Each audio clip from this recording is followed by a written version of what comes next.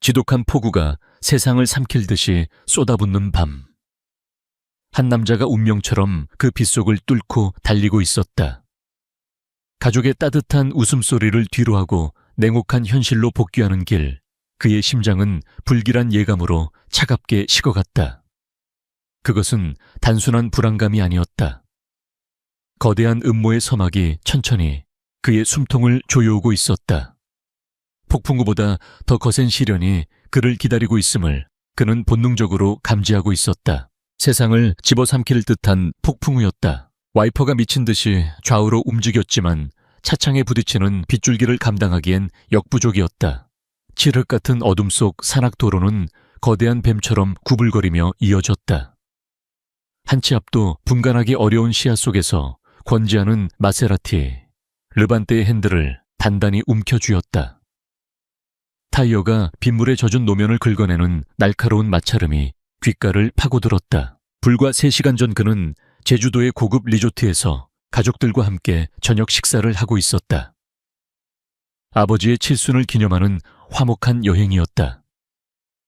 하지만 서울에서 날아온 긴급한 메시지 하나가 그를 이 폭풍우 속으로 다시 밀어 넣었다. 아우라 프로젝트 최종 계약 건비상이 걸렸습니다. B 측에서 태도를 바꿨습니다. 짧은 메시지였지만 그 무게는 청은망은이었다. AULA 프로젝트는 지안이 지난 2년간 공들여온 역자기자 그룹의 미래가 걸린 중대 사업이었다. 모든 것이 순조롭다고 생각했는데 계약서에 도장을 찍기 직전에 문제가 터진 것이다. 젠장, 지안은 낮게 욕설을 뱉었다. 가족들에게는 급한 출장이라 둘러댔지만 마음은 편치 않았다. 특히 어머니의 걱정스러운 눈빛이 자꾸만 눈앞에 어른거렸다. 하지만 그보다 더 그를 괴롭히는 것은 가슴속을 불쾌하게 휘젓는 불길한 예감이었다. 단순히 계약이 틀어질지도 모른다는 불안감이 아니었다.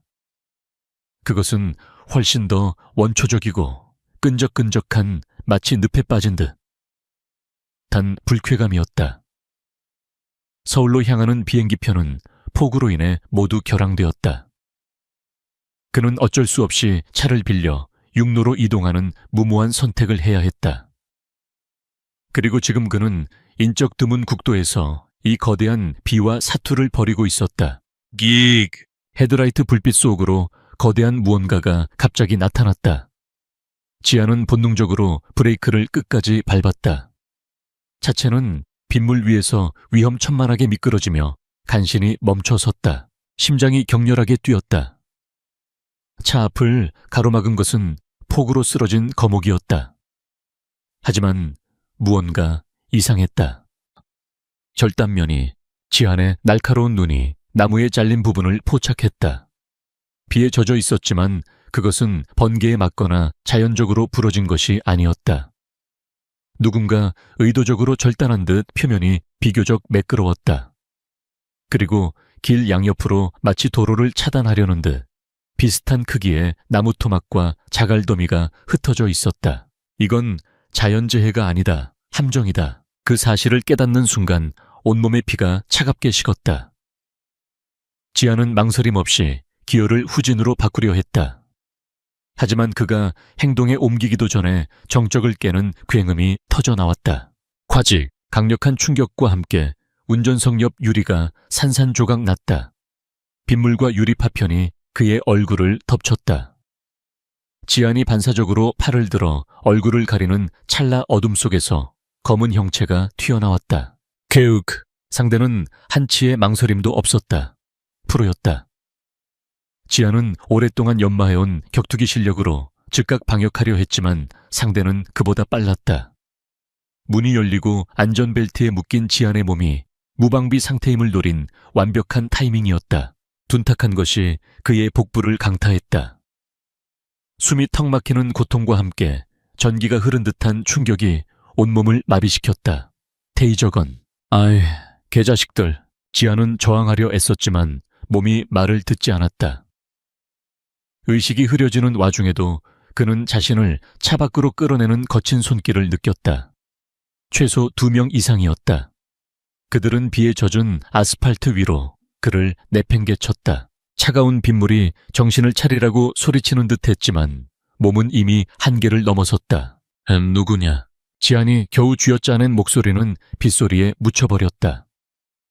검은 우비를 입은 남자들이 그의 주머니를 뒤지기 시작했다.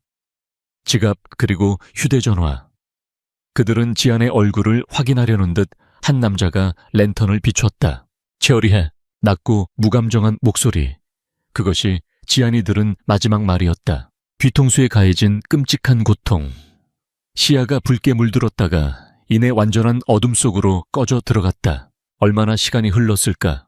의식을 끌어올린 것은 뼛속까지 스미는 한기였다. 지안은 거친 숨을 몰아쉬며 눈을 떴다. 빗줄기는 아까보다 가늘어졌지만 여전히 끈질기게 내리고 있었다. 온몸이 젖은 솜처럼 무거웠고 머리는 깨질 듯이 아팠다. 그는 자신이 도로 한복판에서 조금 떨어진 배수로 근처에 버려져 있음을 깨달았다. 흙탕물과 빗물이 뒤섞여 역겨운 냄새가 코를 찔렀다. 아구! 신음을 삼키며 몸을 일으키려 했지만 복부와 머리의 통증에 다시 주저앉고 말았다. 기억이 파편처럼 돌아왔다.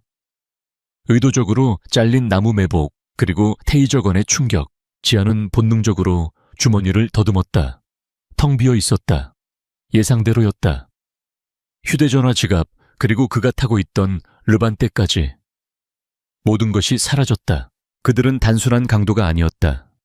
지안이 누구인지 정확히 알고 접근했다.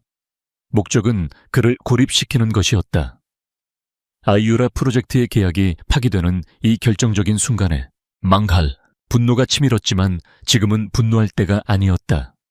그는 살아남았고 그것이 중요했다. 지안은 이를 악물고 일어섰다. 비틀거리는 몸을 가누며 그는 다시 칠흑 같은 도로 위로 올라섰다. 사방은 적막했다. 폭풍우가 한바탕 휩쓸고 간 도로는 마치 세상의 종말이라도 온 듯 황량했다. 그는 지금 자신이 어디에 있는지도 몰랐다. 시간을 가늠할 시계도 위치를 확인할 휴대전화도 없었다. 이대로 있다가는 저천증으로 죽을 수도 있었다. 그는 무작정 걷기 시작했다. 희미한 희망이라도 붙잡고 싶은 심정으로. 시간 감각이 사라졌다.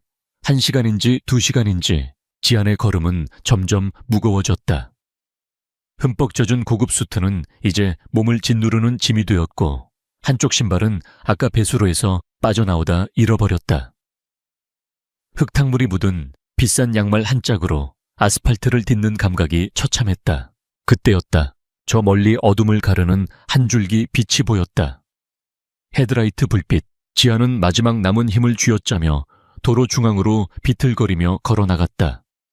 제발 멈춰라, 멈춰라. 다가오는 차는 낡은 트럭이었다. 지안의 모습을 발견한 듯 차는 속도를 줄이며 그의 앞에서 멈춰 섰다. 창문이 천천히 내려가고 무심한 표정의 여자가 그를 바라보았다. 슬려. 지안은 말을 끝맺지 못하고 그대로 아스팔트 위로 쓰러졌다. 그의 의식은 다시 한번 깊은 어둠 속으로 잠겼다. 쏟아지는 비가 그의 지친 몸 위로 무심하게 떨어지고 있었다. 정신이 들어요. 낯설지만 침착한 목소리가 귓전을 파고들었다. 권지아는 욱신거리는 머리를 부여잡으며 천천히 눈을 떴다. 시야는 한동안 초점을 잡지 못하고 흐릿했다. 그를 감싸고 있는 것은 눅눅한 공기와 퀴퀴한 기름 냄새, 그리고 낡은 시트에 꺼끌꺼끌한 감촉이었다. 여기는 차 아니었다. 젠장 웬만하면 길바닥에서 객사하게 두려고 했는데 목소리의 주인공이 다시 말했다. 퉁명스럽기 짝이 없는 톤이었다. 지안이 고개를 돌리자 운전석에 앉은 여자가 룸미러를 통해 그를 힐끗 쳐다보고 있었다. 그녀는 낡은 트럭을 몰고 있었다. 창밖은 여전히 비가 내리고 있었지만 아까의 폭풍우에 비하면 장난 수준이었다. 여자는 20 중후반쯤으로 보였다. 화장기 없는 얼굴, 질끈 묶은 머리. 시선은 정면을 향한 채 차가운 무심함으로 가득 차 있었다. 당신이... 지안이 갈라진 목소리로 입을 열었다. 내가 당신을 구했냐고 하니 그냥 주었지. 빗길에 널브러진 대형 쓰레기. 하필 내 트럭 앞이라 밟아 죽일 뻔했잖아. 한설이. 그녀의 이름이었다. 그녀는 2시간 전 이 황량한 국도를 지나던 유일한 사람이었다. 서리는 그저 귀찮은 심부름을 마치고 집으로 돌아가던 중이었다. 칠흑 같은 어둠 속 도로 한가운데에 검은 물체가 쓰러져 있었다. 처음엔 멧돼지나 고란인 줄 알았다. 하지만 헤드라이트 불빛이 젖은 아스팔트 위에 쓰러진 사람의 형상을 비추는 순간 그녀는 경악하며 브레이크를 밟았다. 비싼 옷을 입은 남자는 완전히 엉망진창이었다. 흙탕물과 피가 뒤범벅이 된 채 간신히 숨만 붙어 있었다. 서리는 10초간 고민했다. 119에 신고하고 그냥 가버릴까. 하지만 이 인적 드문 곳에서 구급차가 오려면 최소 1시간은 걸릴 터였다. 그 사이 남자는 저천증으로 죽을지도 몰랐다. 결국 그녀는 젠장을 외치며 차에서 내렸고 180이 훌쩍 넘어 보이는 남자를 거의 끌다시피 하여 트럭 조수석에 쑤셔 넣었다. 그리고 지금 2시간이 흘렀다. 고맙 됐고 서리가 지안의 말을 잘랐다. 가까운 파출소나 병원 나오면 내려줄 테니까 그때까지 조용히 해요. 머리 아프니까. 지안은 여자의 태도를 문제 삼을 상황이 아니었다. 그는 다시 한번 주머니를 확인했다. 역시나 아무것도 없었다.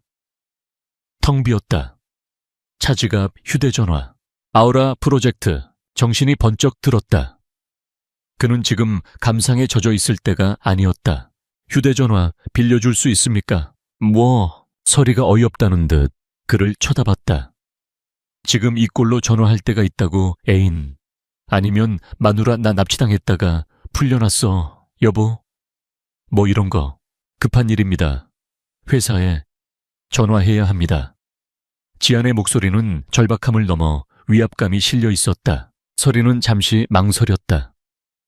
남자의 눈빛 때문이었다. 흙탕물을 뒤집어 쓰고 머리에선 피가 흐르는 주제에 그 눈은 마치 먹이를 빼앗긴 맹수처럼 형형하게 빛나고 있었다. 저런 눈을 가진 사람은 보통 둘 중 하나였다. 미치광이거나 혹은 보통 내기가 아니거나. 서리는 한숨을 내쉬며 다시방 글로브 박스를 열었다. 그리고는 구석에 처박혀 있던 긁힌 자국이 가득한 구형 스마트폰을 꺼내 그에게 툭 던졌다. 내 거 아냐. 대포폰. 준 거. 마음대로 써요. 그녀는 거짓말을 했다. 물론 그녀의 폰이었지만 혹시 모를 추적이나 귀찮은 일을 피하기 위한 방어 기제였다. 지안은 그런 건 따질 겨를이 없었다. 그는 덜덜 떨리는 손으로 피와 흙이 묻은 손가락으로 전원 버튼을 눌렀다. 잠깐, 서리가 날카롭게 소리쳤다. 그 더러운 손으로 내 소중한 고물 만지지 말고 이걸로 닦아. 그녀는 조수석 선반에서 물티슈 한 뭉텅이를 뽑아 그에게 던졌다. 지안은 기계적으로 손을 닦아내고는 익숙하게 번호를 눌렀다. 단 하나 그가 외우고 있는 유일한 번호. 그의 비서실장 윤케. 신호는 길게 가지 않았다. 예, 팀장님, 권지한 팀장님 맞으십니까? 수화기 너머로 윤 비서의 당황하고 절박한 목소리가 들려왔다. 나다. 지한이 짧게 답했다. 옆에서 서리가 스피커폰으로 해. 무슨 얘기하는지 나도 들어야겠어라는 듯 손짓했지만 그는 무시했다. 상황 보고해. 에오라. 그게 팀장님. 연락이 두절되셔서. 먼롬만. 지안의 목소리는 얼음장처럼 차가워졌다. 트럭 안의 공기가 순식간에 무겁게 가라앉았다. 서리조차 자기도 모르게 마른 침을 삼켰다. 실패했습니다. 한마디였다. 하지만 그 한마디는 지안의 뒤통수를 다시 한번 강타하는 듯한 충격이었다. B측에서 오늘 오후 5시부로 계약 파기를 공식 통보했습니다. 팀장님께서 최종 조율 미팅에 나타나지 않으셨고 그 사이 JY캐피탈에서 저희보다 5% 낮은 조건으로 끼어들었습니다. 그들은 이미 새로운 파트너를 찾았습니다. JY캐피탈. 그의 숙부 권태준이 실질적으로 지배하는 회사였다. 지안의 눈이 가늘어졌다. 내가 미팅에 안 갔다고. 네. 오후 3시로 예정되어 있던 최종 미팅이었습니다. 팀장님과 연락이 닿지 않아 저희는 퍼즐 조각이 섬뜩하게 맞춰졌다. 그가 가족 여행을 떠난 시점. 그에게 비상 메시지를 보낸 시각. 그가 폭우 속을 뚫고 이 외딴 국도로 들어설 수밖에 없도록 유도된 상황. 그리고 그를 정확한 타이밍에 매복하여 고립시킨 자들. 이 모든 것은 그가 오후 3시에 미팅에 가지 못하게 하려는 치밀한 계획이었다. 그들은 그가 죽기를 바란 게 아니었다. 그가 실패하기를 바란 것이었다. 알았다. 윤 비서. 지안의 목소리는 놀랍도록 침착해졌다. 분노가 극에 달하면 오히려 차가워지는 그의 버릇이었다. 지금부터 내가 하는 말을 잘 들어. 첫째, 나의 위치는 절대 보안에 붙여. 둘째, 지금 즉시 내가 당했다고 경찰에 신고해. 단순 강도가 아니라 기업 테러 및 살인 미수다. 셋째, 내 차 마세라티 르반떼. 위치 추적해. 놈들이 가져갔을 거다. 예, 알겠습니다, 팀장님. 지금 어디십니까? 괜찮으신 겁니까? 난 괜찮아. 지금... 지안은 창밖을 둘러봤다. 표지판도 아는 건물도 없었다. 그는 운전석의 여자를 바라봤다. 서리는 입모양으로 말했다.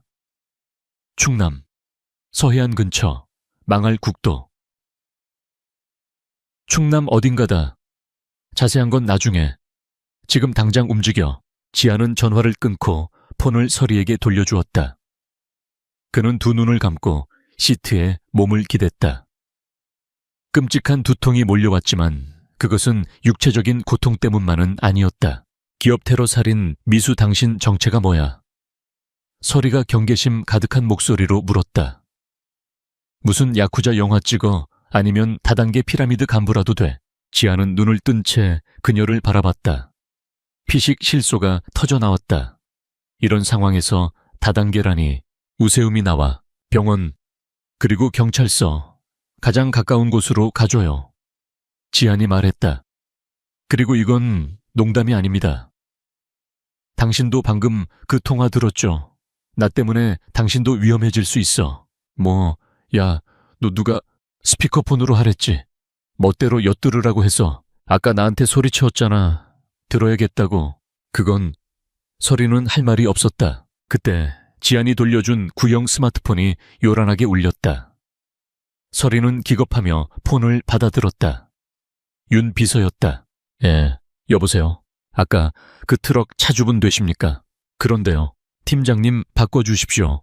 아주 중요한 보고입니다. 서리는 어깨를 으쓱하며 지안에게 다시 폰을 넘겼다.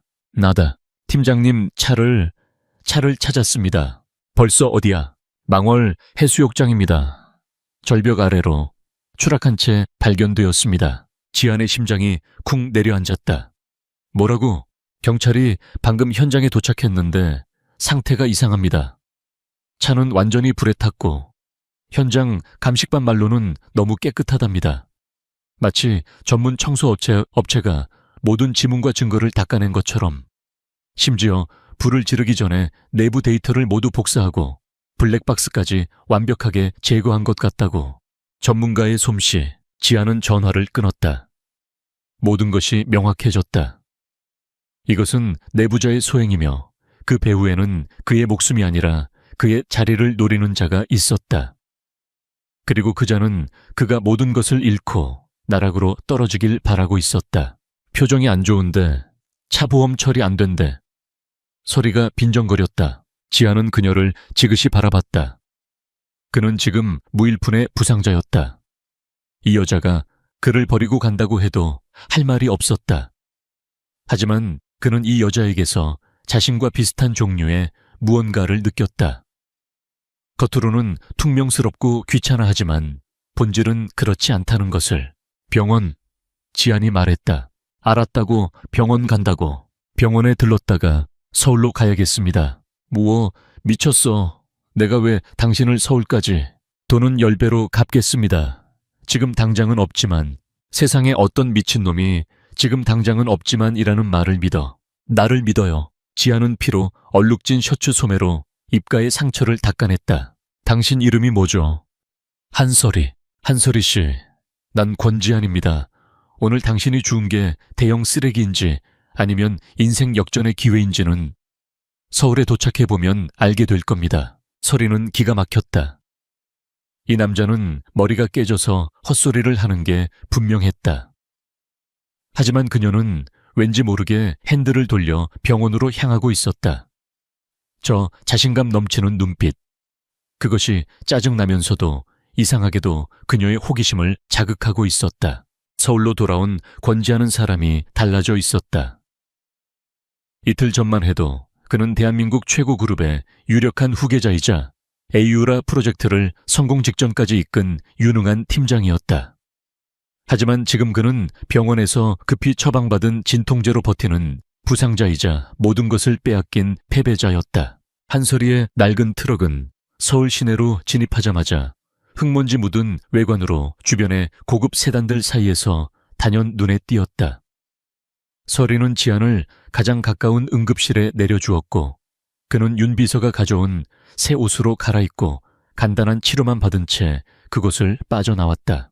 그가 향한 곳은 그룹 본사 아버지 권 회장의 집무실이었다. 그래서 네가 얻은 결론이 뭐냐? 권 회장 권명하는 거대한 통창을 등지고 서 있었다. 폭풍우가 지나간 서울의 하늘은 병적으로 맑았다. 그의 목소리는 늙은 사자의 그것처럼 낮고 무겁게 울렸다. 당했습니다. 완벽하게. 지아는 붕대를 감은 머리와 절뚝거리는 다리를 애써 감추지 않았다. 그는 아버지가 동정심을 바라고 이 자리에 온 것이 아니었다. 단순 강도가 아닙니다. 처음부터 저를 노렸습니다. 제가 아니면 안 되는 그 미팅 시간을 정확히 알고 있었습니다. 제 차를 폐차시킨 솜씨는 군 특수부대 출신이거나 그에 준하는 프로입니다. 그리고 JY 캐피탈 권태준 고문입니다. 지안이 숙부의 이름을 입에 올리는 순간 집무실의 온도가 몇 도는 내려간 듯했다. 권 회장은 천천히 돌아섰다. 그의 얼굴에는 어떤 감정도 드러나지 않았다. 증거는 지금은 없습니다. 제 감이 그렇게 말하고 있습니다. 아우라를 가로채서 가장 큰 이득을 보는 자, 그리고 제 동선을 완벽하게 꿰뚫고 이런 일을 저지를 배짱과 자본을 가진 자, 숙부뿐입니다. 감히 내 목을 지켜주더냐? 아니요, 지아는 이를 악물었다. 하지만 제 감이 틀린 적도 없습니다. 태준이는 내 숙부다. 아버지가 제게 가르치신 것 아닙니까? 비즈니스에 피는 없다고. 권명한 회장은 한동안 아들을 말없이 바라보았다. 분노와 모멸감 속에서도 이성을 잃지 않고 핵심을 꿰뚫어 본 아들의 눈빛. 그는 천천히 책상으로 걸어가 서랍 가장 안쪽에서 작은 카드키 하나를 꺼냈다. 내 말이 맞다. 이건 전쟁이 아니다. 수술이다. 권 회장은 카드키를 지안에게 던졌다. 내부의 적을 잡으려면 외부의 군대가 아니라 내부를 도려낼 메스가 필요하다. 네가 가진 모든 인력 윤 비서를 포함해서 아무도 믿지 마라. 이 일은 오직 너 혼자 해야 한다. 이게 뭡니까? 강남구 청담동 얄 에드게스 XX 보안 레벨 SD1급 데이터 센터다. 겉으로는 미술품 수장고로 위장되어 있지. 이 카드키는 지하 4층 하데스 2의 방으로 가는 유일한 열쇠다. 하데스, 내가 심어둔 뇌다. 그룹 전체의 정보망을 관장하고 비상사태를 대비해 만든 나의 비슈지. 네가 말한 프로들을 상대하려면 그들보다 더한 프로가 필요하다. 지아는 아버지가 이런 비선 조직을 운영하고 있었다는 사실에 놀랐지만 지금은 그것을 따질 때가 아니었다. 그 하데스라는 자를 믿을 수 있습니까? 그 자는 내게만 충성한다. 그리고 지금 이 순간부터 너에게도 그럴 것이다. 가서 네가 당한 것을 10배로 갚아줘라. 그게 내 동생이라 할지라도. 지안이 도착한 곳은 정말로 갤러리였다. 값비싼 현대 미술품이 전시된 로비를 지나 그는 직원 전용 엘리베이터에 카드키를 찍었다. 비포르 버튼은 존재하지 않았다. 하지만 지안이 카드키를 특정 단자에 접촉하자 숨겨진 패널이 열리며 HADS라는 붉은색 버튼이 드러났다. 엘리베이터는 소리 없이 하강했다. 문이 열리자 그를 맞이한 것은 눈이 시릴 정도의 푸른 빛이었다. 한쪽 벽면을 가득 채운 거대한 슈퍼컴퓨터의 서버실이었고 그 앞에는 최소 수십 개의 모니터가 방 전체를 둘러싸고 있었다. 데이터와 그래프 위성지도 그리고 의미불명의 코드들이 스크린을 가득 메우고 있었다. 그리고 그 중앙 가장 진보된 형태의 에르고노믹 체어에 한 사람이 앉아 있었다. 권명한 회장님의 심부름꾼이신가 아니면 아들내미신가. 차가운 기계음처럼 들리는 목소리. 하지만 묘하게 익숙했다. 의자가 천천히 돌아갔다. 권지안의 눈이 제자리를 찾지 못하고 격렬하게 흔들렸다. 그곳에는 낡은 트럭 대신 세상에서 가장 안락해 보이는 의자에 앉아있는 한솔이가 있었다. 퀴퀴한 기름 냄새 대신 값비싼 원두커피 향이 났다. 질끈 묶은 머리는 단정하게 정돈되었고 퉁명스러운 얼굴 대신 AR 글라스 너머로 날카롭게 빛나는 눈동자가 그를 꿰뚫어 보고 있었다. 네요. 지아는 지금 이 상황을 어떻게 받아들여야 할지 몰랐다. 길에서 주운 남자를 병원에 데려다주고 퉁명스럽게 사라진 여자. 그 여자가 지금 아버지의 비수이자 뇌라고 불리는 하데스로 그의 앞에 앉아 있었다. 대형 쓰레기. 서리가 입을 열었다. 그녀는 지안이 빗속에서 쓰러지기 직전 자신을 가리켜 한 말을 정확히 기억하고 있었다. 아니, 한솔이 씨, 당신이 하데스라고. 정확히는 이 시스템 전체가 하데스고 저는 그 오퍼레이터죠. 서리는 가볍게 어깨를 으쓱했다. 회장님은 보험을 드는 걸 좋아하세요. 저는 그 중에서도 가장 비싸고 아무도 모르는 보험이죠. 가끔 낡은 트럭 몰면서 세상 구경하는 건 취미고요. 그래야 감을 잃지 않으니까. 지아는 허탈한 웃음을 터뜨렸다. 내 앞에서 연기한 거였군. 연기 아니요. 서리가 펄쩍 뛰었다. 그땐 진심으로 귀찮았어요. 피투성이 남자가 내 트럭 시트 더럽히는 거 누가 좋아하겠어요. 당신이 권지한 팀장인 거 알았으면 아마 서비스 비용으로 1억은 청구했을걸요. 지금도 늦지 않았어. 10배로 갚는다고 했으니까. 좋죠. 그럼 정식으로 계약합시다. 서리의 표정이 순식간에 프로페셔널하게 바뀌었다. 그녀의 손가락이 키보드 위에서 춤을 추기 시작했다. 자료는 넘겨받았습니다. 권지한 팀장 AU레이 프로젝트 비습 사건. 맞죠? 지아는 자신의 상처와 분노가 순식간에 사건 파일로 분류되는 것에 기묘한 위화감을 느꼈다. 숙부 권태준 고문이 배후라고 생각하고 있습니다. 근거 없는 추측은 제 시스템에서 노이즈로 분류됩니다. 서리가 차갑게 말했다. 하지만 그 노이즈가 가리키는 방향은 흥미롭네요. 메인 스크린에 건 엔터프라이즈 내부 네트워크 구성도가 떴다. 잠깐 거긴 당신네 보안팀이 자랑하는 아이기스 방화벽. 돌파하는데 3분 40초 걸렸네요. 당신이 결제한 시스템이죠. 예산 삭감 좀 하셔야겠어요. 지아는 입을 다물었다. 하데스의 실력은 상상 이상이었다. 당신을 공격한 날 오후 3시. 당신이 참석했어야 할 미팅. 그때 B측과 JY 캐피탈은 이미 접촉하고 있었어요. 서리의 손이 보이지 않을 정도로 빠르게 움직였다. 삭제된 이메일, 암호화된 통신 기록, 가상계좌의 자금 흐름이 스크린 위에서 재구성되고 있었다. 당신이 의심하는 숙부님 권태준 고문. 너무 깨끗해요. 꼬리가 길면 잡힌다는 걸 아는 사람이죠. 하지만 그 꼬리를 대신 흔들어줄 대리인들은 있기 마련입니다. 서리가 엔터키를 누르자 3명의 얼굴이 스크린에 떠올랐다. 첫 번째 용의자, 재무팀 박상무. 에유라 프로젝트의 자금 흐름을 담당했죠. 일주일 전 그의 부인 명의로 JY 캐피탈의 비상장 주식이 대량 입금됐네요. 투자라고 하기엔 시기가 절묘하죠. 두 번째 전략기획실 김 실장. 당신의 오른팔. 지안의 표정이 굳었다. 김 실장은 아니야. 그래요. 그럼 김 실장이 당신의 제주도 일정과 비상복귀 동선을 실시간으로 누군가에게 보고한 건 뭐라고 설명할 거죠? 심지어 당신이 비서에게도 알리지 않은 육로 복귀까지. 지아는 주먹을 불끈 쥐었다. 배신감에 피가 역류하는 것 같았다. 마지막 법무팀 이 변호사. 계약서 최종 검토자. 그가 실수로 빠뜨린 독소 조항 하나 때문에 계약이 하루 지연됐어요. 덕분에 당신이 제주도에 발이 묶인 사이 일이 터질 완벽한 시간표가 완성됐죠. 3명, 모두 지안이 신뢰하던 측근들이었다. 이 셋이 내부에서 문을 열어줬고 외부의 프로들이 당신을 처리한 겁니다. 서리가 AR 글라스를 살짝 밀어 올리며 말했다. 네. 그럼 숙부는? 권태준 고문은 이 셋 중 누구와도 직접 접촉하지 않았어요. 하지만 이 3명의 자금과 정보가 모두 흘러 들어가는 중간 지점이 있겠죠. 서리의 눈이 위험하게 빛났다. 지금부터 그 중간 지점을 파고들 거예요.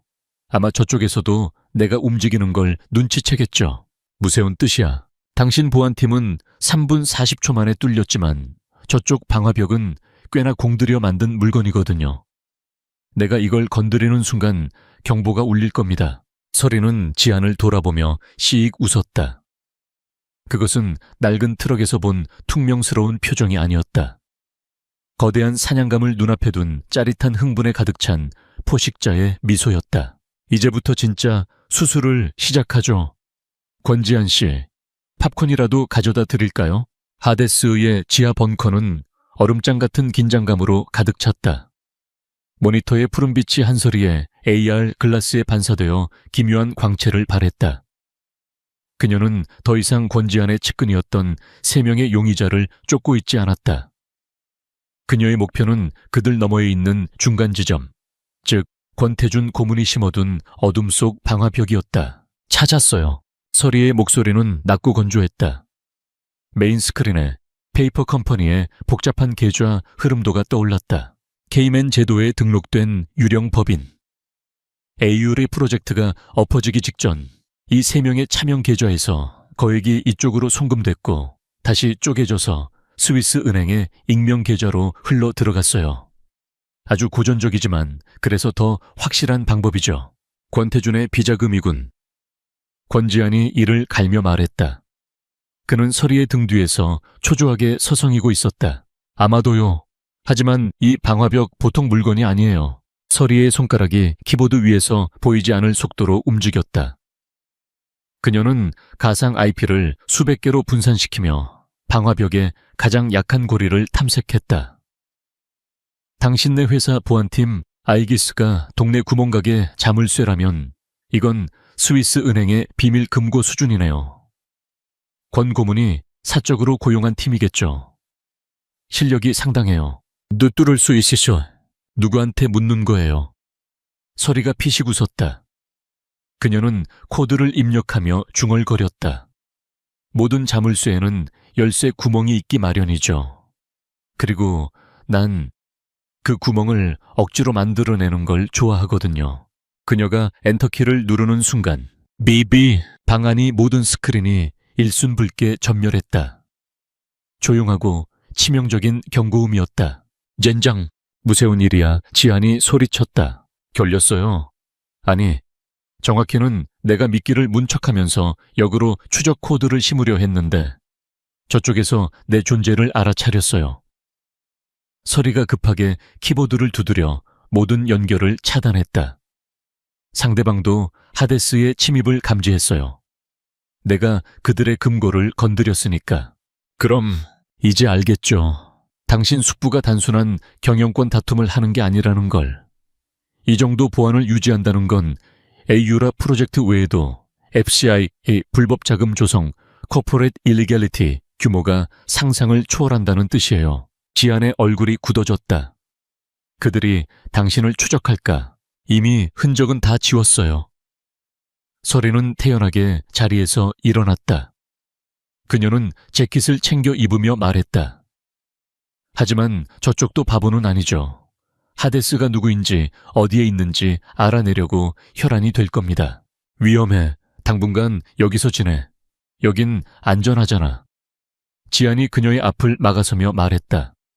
그의 목소리에는 자신도 모르는 걱정이 묻어났다. 서리는 그런 지안을 흥미롭다는 듯 쳐다봤다.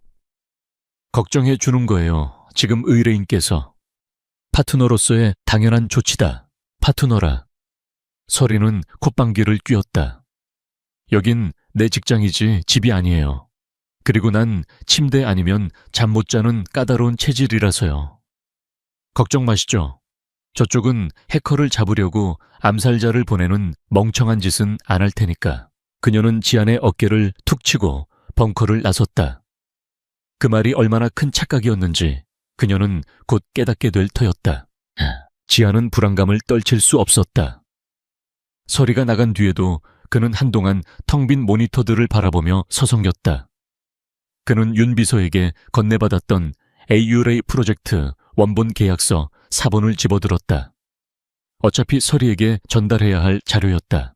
그것은 완벽한 핑계였다. 그는 서리가 떠난 지 정확히 10분 뒤 자신의 채 시동을 걸었다. 한편 서리는 늦은 밤 청담동의 한적한 골목길을 걷고 있었다. 하데스 벙커에서 멀지 않은 곳에 위치한 그녀의 오피스텔로 향하는 길이었다. 비는 그쳤지만 공기는 여전히 축축하고 무거웠다. 그녀는 낮에는 평범한 프리랜서 프로그래머 행세를 했다.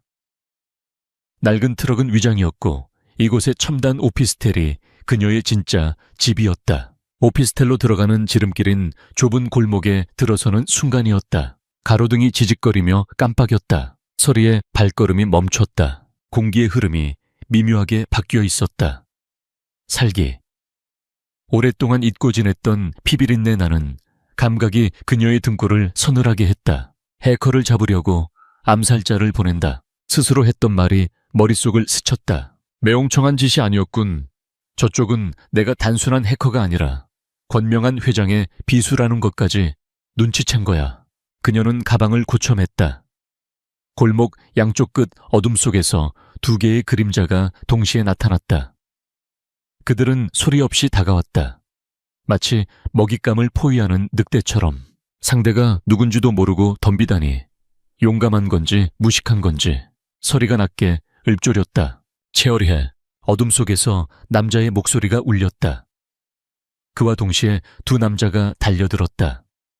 그들의 손에는 가로등 불빛에 번뜩이는 강철의 빛 전문 암살용 단검이 들려 있었다. 그들의 목표는 납치가 아니었다. 제거였다. 시악. 한 명은 정면에서 그녀의 목을 노렸고 다른 한 명은 측면으로 파고들어 그녀의 복부를 노렸다. 완벽하게 훈련된 2인 1조의 협공이었다. 하지만 그들의 상대는 한솔이었다. 세월이는 몸을 낮추며 정면의 공격을 피했다. 동시에 팔꿈치로 측면 공격자의 손목을 강하게 내리쳤다. KO. 단검을 놓친 남자가 당황하는 찰나 소리는 그 틈을 놓치지 않았다. 그녀는 몸을 회전시키며 남자의 관자놀이를 발꿈치로 정확하게 가격했다. 남자는 비명조차 지르지 못하고 쓰러졌다. 이 모든 것이 1초 만에 일어났다. 남은 한 명이 동료의 쓰러짐에 잠시 주춤했지만 이내 더욱 맹렬하게 단검을 휘둘렀다. 그는 서리가 보통 내기가 아님을 깨닫고 전력을 다했다. 칼날은 서리의 급소를 향해 쉴 새 없이 날아들었다. 서리는 가방을 방패 삼아 공격을 막아내며 뒤로 물러섰다. 하지만 상대는 집요했다. 좁은 골목길은 완벽한 살육의 무대였다. 제법이네. 서리가 중얼거렸다. 그녀는 가방을 버리고 본격적으로 자세를 잡았다. 그녀가 배운 것은 단순한 호신술이 아니었다. 생존을 위한 살인 기술이었다. 남자가 다시 한번 정면으로 찔러 들어오는 순간 서리는 그의 팔을 잡아당기며 안쪽으로 파고들었다. 그녀의 무릎이 남자의 명치를 찍었다. 남자가 숨을 멈춘 사이 서리는 그의 손목을 꺾어 단검을 빼앗아 들었다. 그리고는 망설임 없이 단검의 손잡이 부분으로 남자의 턱을 올려쳤다. 하지만 그때였다. 처음 쓰러졌던 남자가 완전히 의식을 잃지 않았었다. 그는 비틀거리며 일어나 서리의 등 뒤에서 그녀를 덮쳤다. 세월이 씨. 골목 입구에서 절박한 외침이 들려왔다. 권지안이었다. 지안의 외침에 서리의 시선이 잠시 흐트러진 그 찰나 뒤에서 덮친 남자의 칼날이 그녀의 팔뚝을 스치고 지나갔다. 살점이 찢어지는 고통과 함께 피가 뿜어져 나왔다. 서리는 고통을 참아내며 몸을 비틀어 남자를 업어매쳤다. 남자는 벽에 머리를 부딪히고 완전히 의식을 잃었다. 골목 안은 다시 정적이 찾아왔다. 두 명의 암살자는 검은 쓰레기 봉투처럼 바닥에 널브러졌다. 서리는 피가 흐르는 팔을 부여잡고 거친 숨을 몰아쉬었다. 서리 씨, 괜찮아. 지안이 차에서 뛰쳐나와 그녀에게 달려왔다. 그는 골목 안의 참상을 보고 그대로 얼어붙었다. 두 명의 거구 흉기 그리고 피투성이가 된 채 벽에 기댄 서리. 그의 이성이 순간적으로 마비되었다. 평소의 냉철한 판단력은 온데간데 없었다. 그의 머릿속은 오직 그녀가 다쳤다는 사실 하나로 가득 찼다.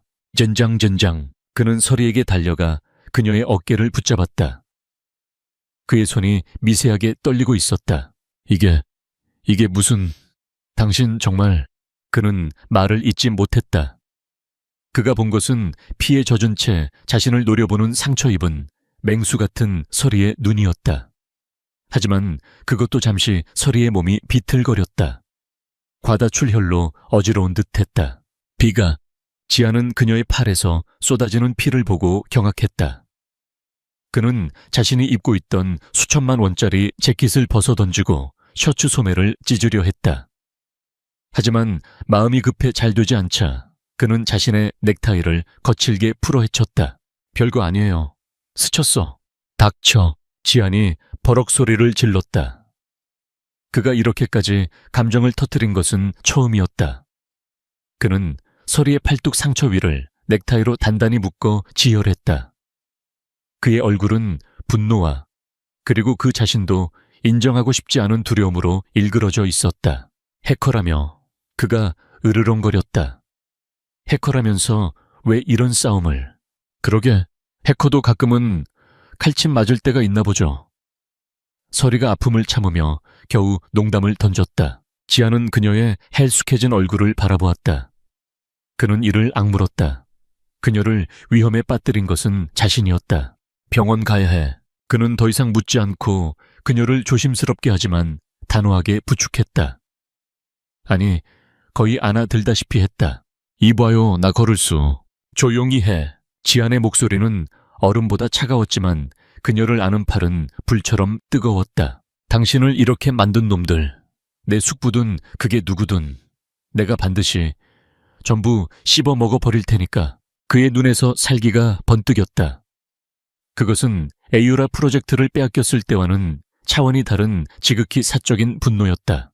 권지아는 더 이상 아무것도 묻지 않았다. 그는 넥타이로 피가 흐르는 한서리의 팔을 단단히 고정한 후 그녀를 자신의 차 뒷좌석에 조심스럽게 태웠다. 골목길에 쓰러진 두 명의 암살자는 윤 비서에게 연락해 처리하도록 지시했다. 경찰에 넘기는 것은 의미가 없었다. 그들은 입을 열지 않을 것이고 권태준에게 신호만 보낼 뿐이었다. 차가 밤의 도시를 찢어발기듯 달렸다. 지아는 평소의 냉철함은 온데간데 없이 몇 번이나 신호를 위반했다. 룸미러로 비치는 서리의 창백한 얼굴이 그의 이성을 계속해서 잠식했다. 그냥 가까운 응급실에 내려줘요. 뒷좌석에서 서리가 지친 목소리로 말했다. 닥치라고 했을 텐데. 지안이 으르렁거렸다. 그는 강남의 한적한 주택가에 있는 간판도 없는 한 건물 앞에 차를 세웠다. 그의 집안이 비밀리에 후원하는 VVIP 전용 클리닉이었다. 내려. 그는 서리가 거절할 틈도 주지 않고 차에서 내려 그녀의 문을 열었다. 그리고는 또다시 그녀를 거의 안다시피 부축해 안으로 들어갔다. 이미 연락을 받은 듯 백발의 의사가 그들을 기다리고 있었다. 이런 지안 도련님, 이번엔 또 누굴 데려오신 겁니까? 잔말 말고 치료부터 해요, 김 원장. 김 원장은 서리의 상처를 보더니 혀를 찼다. 상처가 깊군. 칼이 뼈를 스쳤어. 하지만 다행히 신경은 무사해. 그런데 이 아가씨 보통이 아니네. 김 원장은 상처 주변의 방어흔과 그녀의 다부진 근육을 보며 말했다. 이건 일방적으로 당한 상처가 아니야. 싸우다 다친 거지. 그것도 아주 격렬하게. 지아는 수술실 밖에서 초조하게 서성였다. 김 원장의 말이 그의 머릿속을 맴돌았다. 해커라던 여자. 그가 낡은 트럭에서 만났던 퉁명스러운 여자. 그 여자가 2명의 전문 암살자를 상대로 싸웠고 그중 하나를 제압했다. 그녀는 대체 정체가 뭘까? 하데스라는 코드네임은 단순한 시스템 관리자가 아니었다. 1시간 뒤 팔의 깁스까지는 아니지만 두꺼운 붕대를 감은 서리가 나왔다. 얼굴은 여전히 창백했지만 눈빛만은 다시 날카로워져 있었다. 이제 됐죠. 가볼게요. 여딜 가. 지안이 그녀의 앞을 막아섰다. 그의 그림자가 그녀를 완전히 덮었다. 집에요. 씻고 옷 갈아입고 일해야죠. 방화벽이 뚫렸으니 저쪽도 다음 수를 준비할 테고 나도 마찬가지고요. 제정신이야. 그 집이라는 곳이 안전하다고 생각해. 내 집만큼 안전한 곳은 없어요. 그 안전한 곳으로 가다가 골목길에서 칼을 맞았지.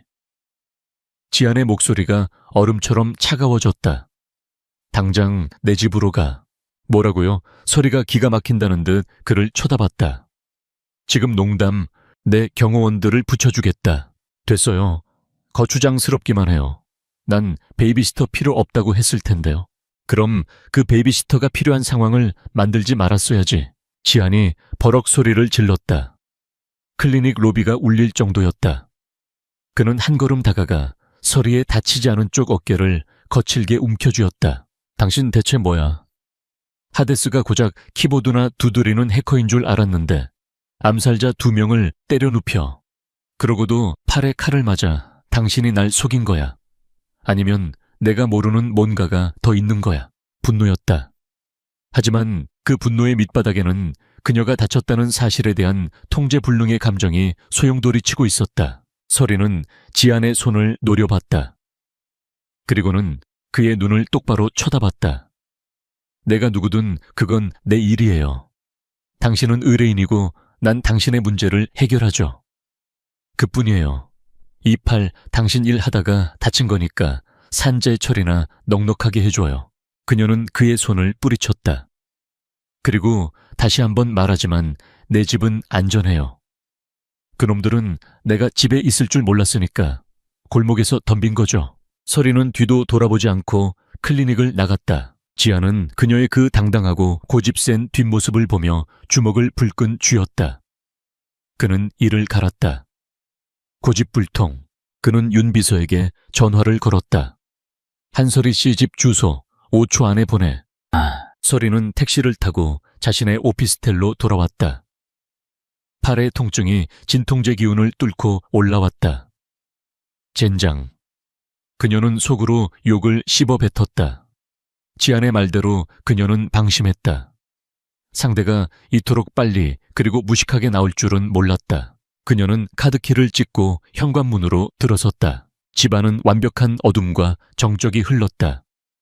하지만 그녀는 불을 켜지 않았다. 그녀는 신발을 벗는 대신 현관 센서 등이 켜지기 직전에 0.5초 딜레이를 이용해 몸을 벽 쪽으로 붙였다. 후, 짧은 숨을 내뱉었다. 공기 중에 미세한 이물감, 낯선 채취와 먼지의 냄새가 섞여 있었다. 와수구나. 골목길의 암살자들은 1차였다. 그들이 실패할 경우를 대비한 2차 팀이 그녀의 집에 먼저 와서 기다리고 있었던 것이다. 세어리는 다치지 않은 손으로 벽에 숨겨진 터치 패널을 조작했다. 그녀의 지문이 인식되자 집안의 모든 보안 시스템이 대응 모드로 전환되었다. 카메라 프로토콜 액티베이트. 그녀는 일부러 거실 쪽으로 발소리를 내며 걸어갔다. 팔을 다친 환자처럼 약간 비틀거리면서 불 좀 켜지. 손님 대접이 너무하잖아. 서리가 어둠 속 거실을 향해 말했다. 그 순간 어둠 속에서 2개의 검은 형체가 소파 뒤와 베란다 쪽에서 동시에 그녀를 향해 덮쳐왔다. 골목길의 놈들보다 훨씬 더 빠르고 거대했다. 명청하긴. 서리가 나지막이 속삭였다. 작동. 그녀의 목소리를 인식한 시스템이 반응했다. 치지직. 거실 바닥 2 남자의 발이 닿은 부분에 압력 센서가 작동했다. 바닥재 아래에 매설된 키네틱 플레이트에서 강력한 비살상 고전압 전류가 방출되었다. 개와학, 개요학. 2명의 거구는 미처 손을 써볼 틈도 없이 바닥에 쓰러져 격렬하게 경련했다. 10초간의 전기 충격이 끝나자 그들은 축 늘어져 미동도 하지 않았다. 서리는 거실 조명을 켰다. 특수부대용 전술 장비를 갖춘 두 남자가 거품을 물고 쓰러져 있었다. 내 집만큼 안전한 곳은 없다고 했잖아. 그녀는 붕대로 감긴 팔을 매만지며 그들을 내려다보았다. 그때였다. 꽝! 오피스텔의 현관문이 말 그대로 폭발하듯 열렸다. 문짝이 뜯겨져 나가고 파편이 사방으로 튀었다. 권지한이 눈에 살기를 가득 담은 채 소화기를 들고 서 있었다. 그는 서리가 택시를 타고 떠난 직후 그녀를 비밀리에 따라왔다. 그녀가 걱정되어서라기보다는 그녀의 고집을 꺾고 강제로라도 안전한 곳에 두기 위해서였다. 그리고 그녀의 오피스텔 주차장에 도착했을 때 그는 이미 잠복해 있던 수상한 밴을 발견했다. 그가 윤 비서에게 그 밴을 조사하라고 막 명령을 내리려던 순간 오피스텔 건물 전체의 전기가 아주 잠깐 0.1초간 깜빡이는 것을 보았다. 서리가 트랩을 작동시킨 여파였다. 지아는 직감했다. 늦었다고. 그는 가장 가까이에 있던 비상 소화기를 집어들고 그녀의 집 현관문을 문자 그대로 부수고 들어온 것이었다. 그리고 그가 마주한 광경은 바닥에 거품을 물고 쓰러진 두 명의 괴한, 그리고 그들 한가운데 팔에 붕대를 감은 채 멀뚱히 서 있는 한설이. 뭐야? 지안의 손에서 소화기가 툭 떨어졌다. 서리는 부서진 현관문을 한번 쳐다보고 지안을 한번 쳐다봤다. 그녀의 표정이 미묘하게 일그러졌다. 내분. 내 현관문 어떡할 거예요? 서리가 붕대를 감지 않은 손으로 그를 가리키며 말했다. 당신이 부순 거 알죠? 저거 방탄 기능 있는 특수 제작 합금문이란 말이에요. 지아는 잠시 상황 파악이 되지 않았다. 그는 피비린내 나는 격투 현장을 예상하고 들어왔는데 마주한 것은 이미 정리된 현장이었다. 아니, 넌 괜찮아? 저놈들은 뭐야? 골목길 놈들 친구, 2차 팀. 보다시피 내 집이 아주 환대를 잘 해줬네요. 서리는 쓰러진 남자를 발로 툭 찼다. 지아는 허탈한 웃음이 터지는 것을 간신히 참았다.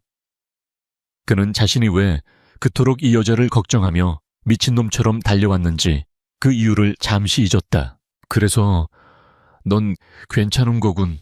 팔은 좀 쑤시네요. 아까 병원에서 치료받은 거 도루묵 될 뻔했지만. 서리는 지안을 위아래로 훑어봤다. 그쪽이야말로 남의 집 문 부수는 게 취미예요. 덕분에 내 트랩 하나가 엉망이 됐잖아. 미안하다. 지안이 순순히 사과했다. 변상하지. 그는 쓰러진 남자들에게 다가갔다. 그들은 완전히 의식을 잃은 상태였다. 지안은 그들의 장비를 살폈다. 이놈들도 용병이군. 군용 암호화 통신기까지. 꼬리 잡기는 글렀어.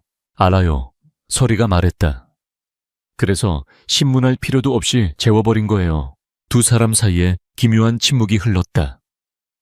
부서진 문으로 밤바람이 스며들었다. 지아는 엉망이 된 거실과 더 엉망이 된 서리의 팔, 그리고 바닥에 쓰러진 두 남자를 보았다. 그래도 지한이 입을 열었다. 여기서 잘 생각은 아니지. 왜요? 청소만 하면 되는데. 안도이 에엠네. 당신 정말. 지하는 결국 웃음을 터뜨렸다. 분노도 걱정도 아닌 순수한 허탈함과 왠지 모를 안도감이 뒤섞인 웃음이었다. 그는 서리에게 다가가 그녀의 붕대를 조심스럽게 살폈다. 가자. 어딜려? 나 이놈들 처리해야 윤 비서가 올 거야. 청소는 그쪽 전문이지. 지아는 서리의 다치지 않은 손목을 부드럽게 하지만 단호하게 잡았다. 오늘은 내 말 들어. 파트너. 서리는 그의 손을 뿌리치지 않았다. 그녀는 오늘 밤 너무 많은 에너지를 썼다. 그리고 인정하고 싶지 않지만 이 남자의 억지스러운 보호가 지금 이 순간만큼은 아주 조금은 싫지 않았다. 문값 비쌀 거예요. 알아. 내 연봉에서 까라고 하지. 지아는 그녀를 데리고 엉망이 된 오피스텔을 나섰다. 그들의 진짜 전쟁은 이제부터 시작이었다. 권지한의 펜트하우스는 서울의 야경을 발 아래 깔고 있는 거대한 유리성이었다.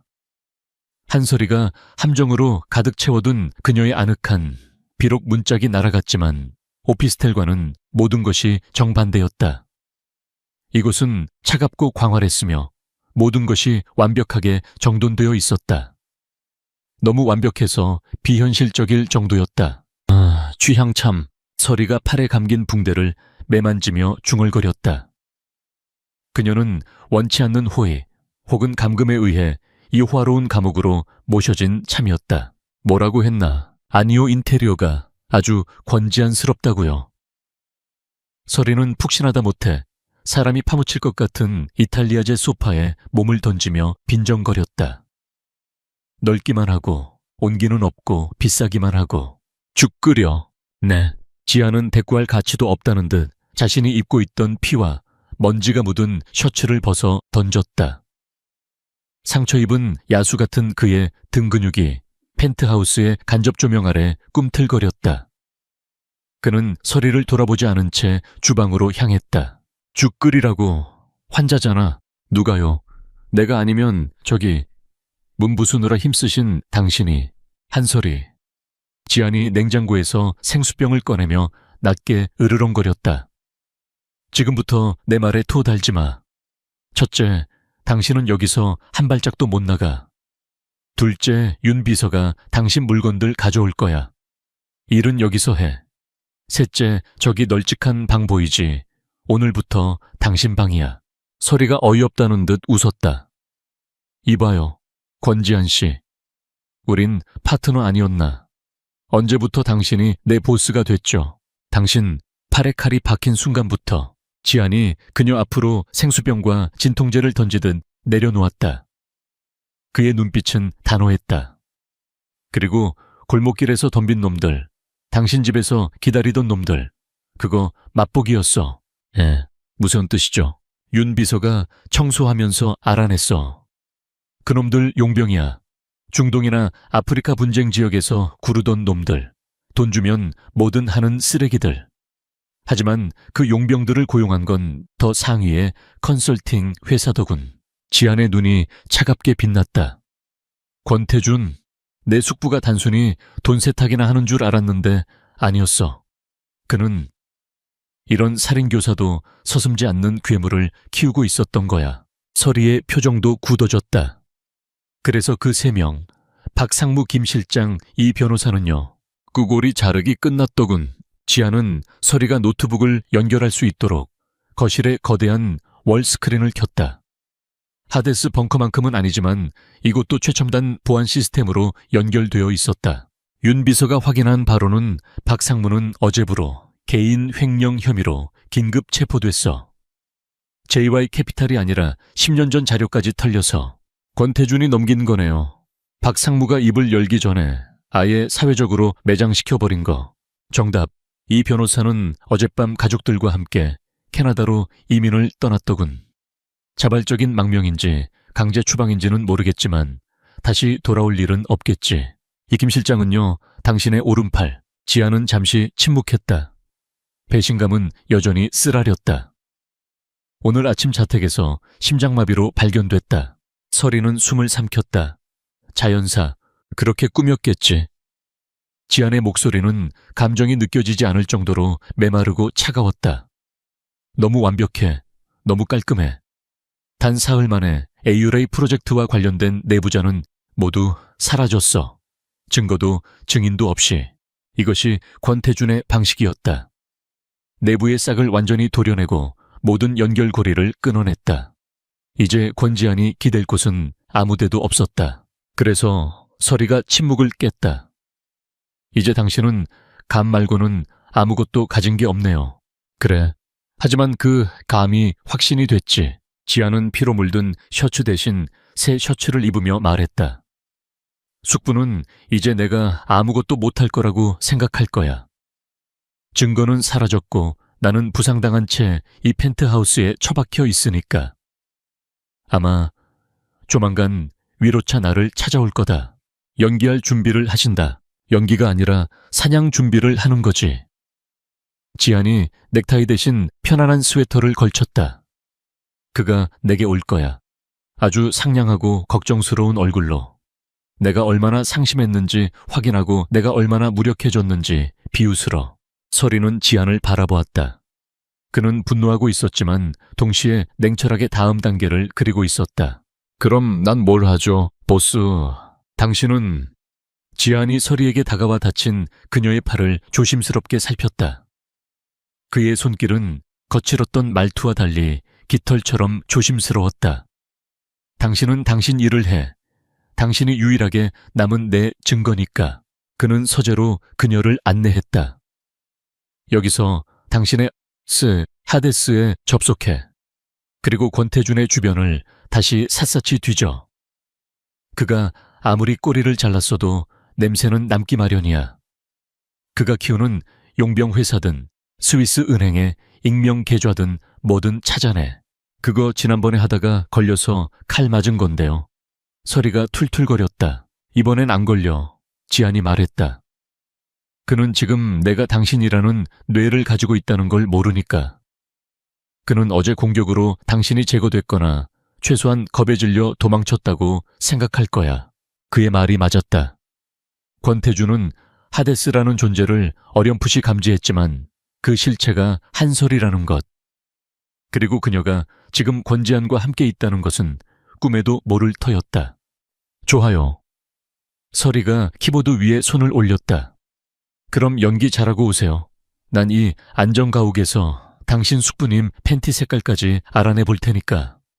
말 조심해. 지안이 퉁명스럽게 대꾸했지만 그의 입에는 희미한 미소가 걸려 있었다. 이 여자 한설이는 절망적인 상황에서도 유머를 잃지 않았고 무엇보다 두려워하지 않았다.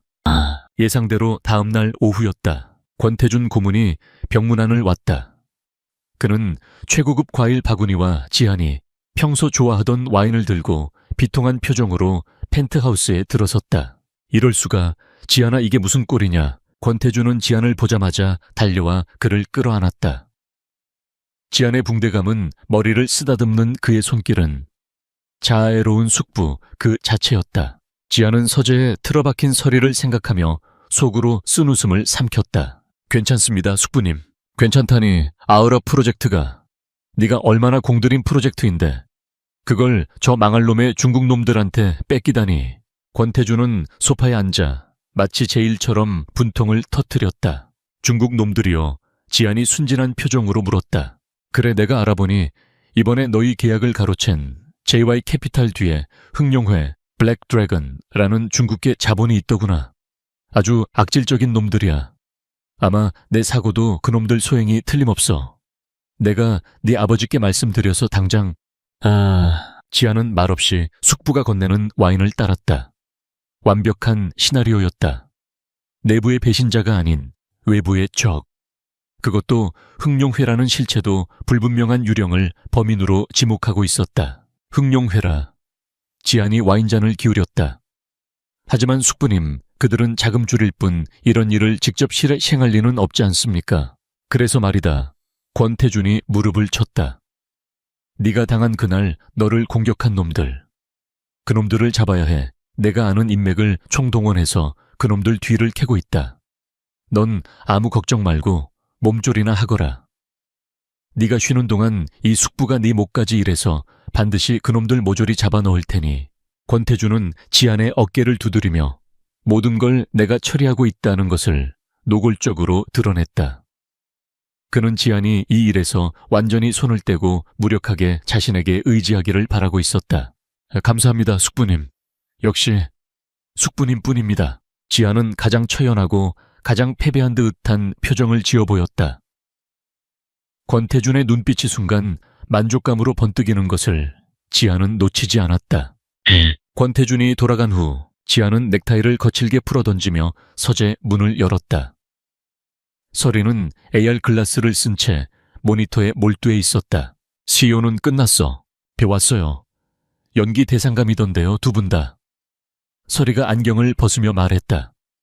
그녀의 눈은 피로와 흥분으로 붉게 충혈되어 있었다. 어때?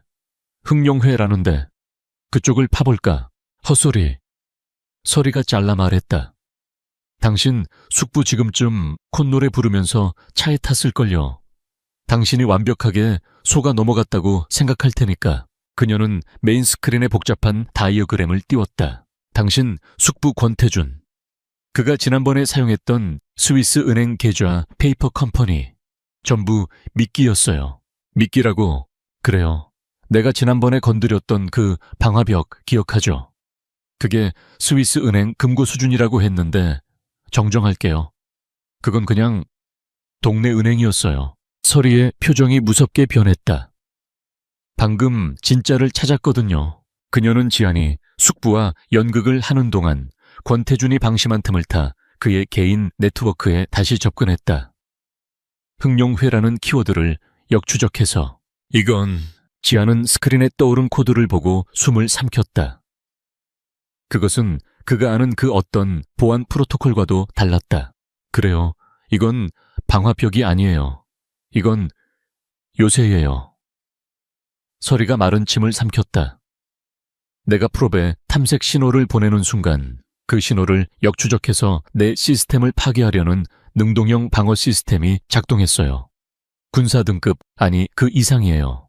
당신도 못 뚫는다고. 뚫을 수는 있겠죠. 시간을 주면. 서리가 말했다. 하지만 이건 단순한 데이터 보호용이 아니에요. 이건 하나의 거대한 웹이에요. 권태준은 이걸 이용해서 용병을 고용하고 불법 자금을 돌리고 어쩌면 그녀는 지안을 바라보았다. 어쩌면 당신네 그룹 전체를 감시하고 있었을지도 몰라요. 당신 아버지 권 회장님까지 포함해서. 지안의 얼굴에서 피가 싹 가셨다. 만약 서리의 말이 사실이라면 이것은 단순한 경영권 다툼이 아니었다. 이것은 완벽하게 준비된 쿠데타였다. 그리고 자신은 그 쿠데타의 첫 번째 희생양이었을 뿐이다. 젠장.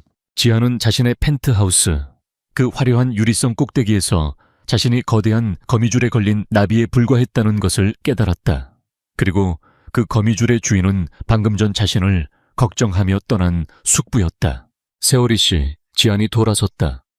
그의 눈은 다시 차가운 분노로 불타올랐다.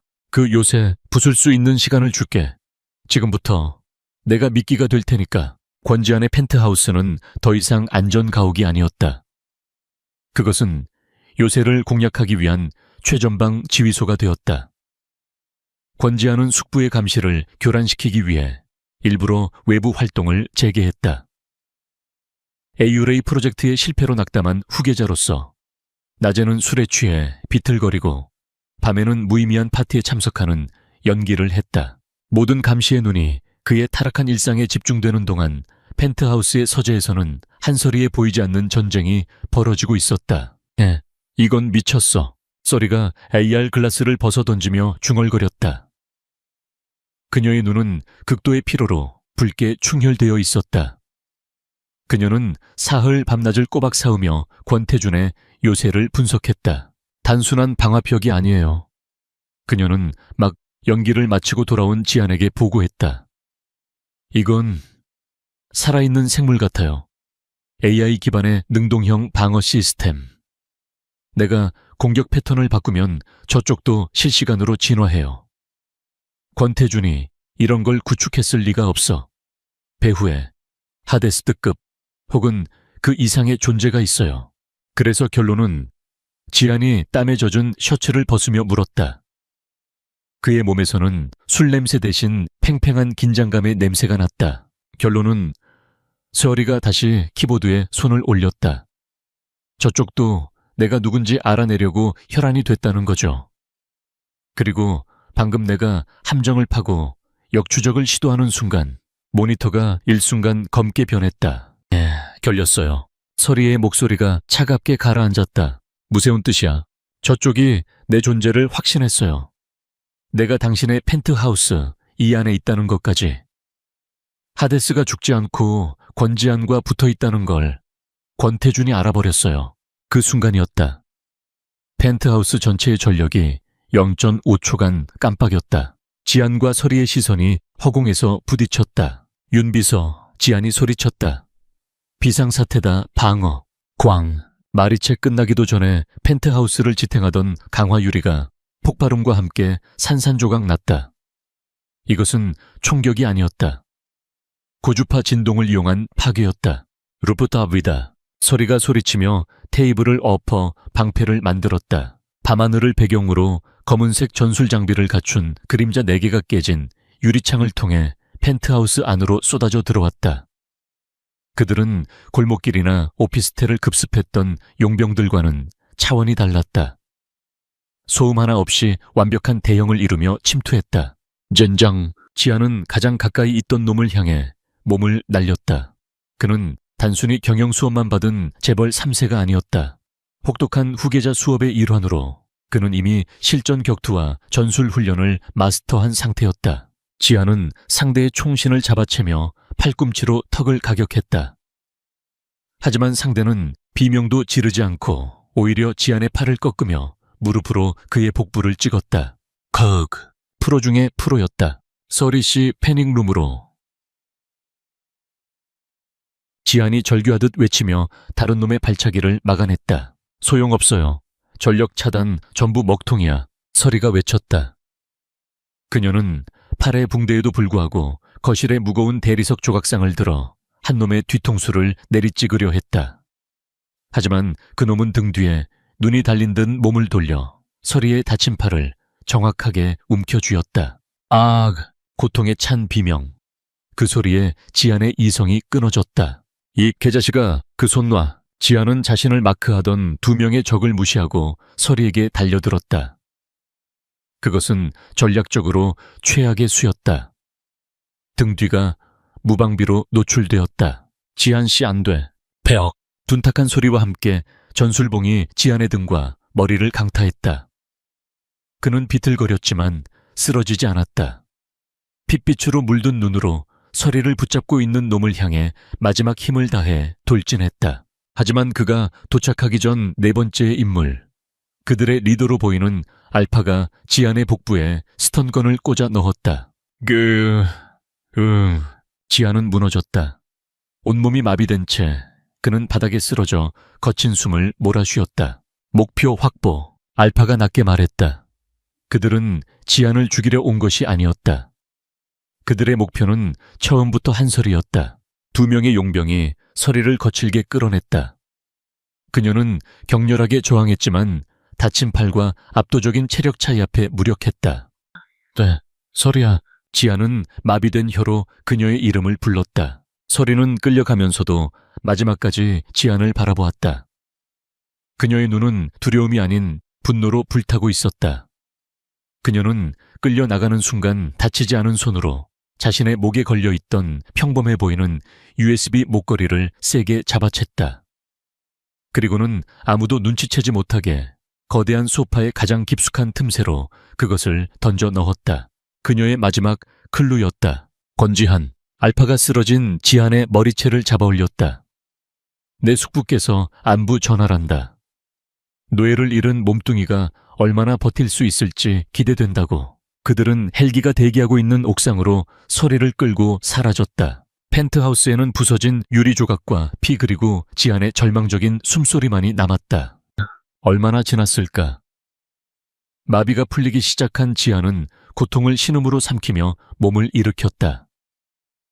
윤 비서와 아버지의 진짜 경호팀이 도착했을 때는 그가 소파 틈새에서 피 묻은 손으로 작은 USB를 움켜쥐고 난 후였다. 팀장님, 괜찮으십니까? 지안은 대답하지 않았다. 그의 얼굴은 모든 감정이 사라진 무서운 가면처럼 변해 있었다.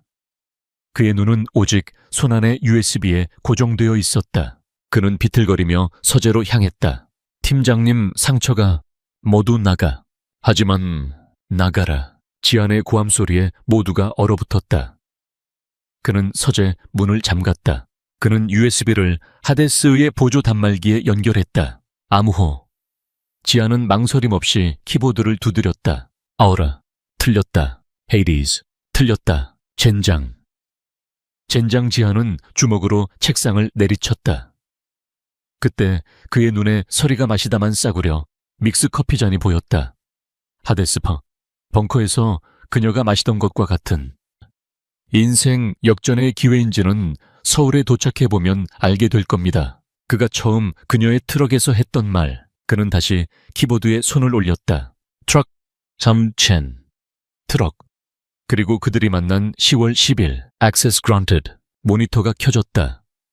그 안에는 데이터가 없었다. 이게 뭐야? 그것은 단 하나의 파일이었다.